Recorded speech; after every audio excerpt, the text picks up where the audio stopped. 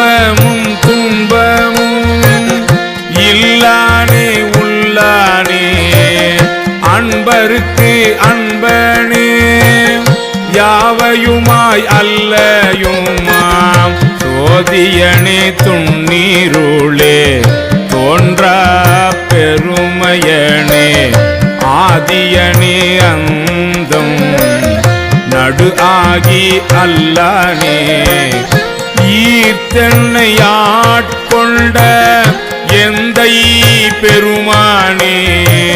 கூர்த்தமை ஞானத்தால் கொண்டுணர்வார் தம் கருத்தில் நோக்கரிய நோக்கே நுணுக்கரிய நுண்ணுணர்வே போக்கும் வரவும் உணர்வுமிலா புண்ணியனே காக்கும்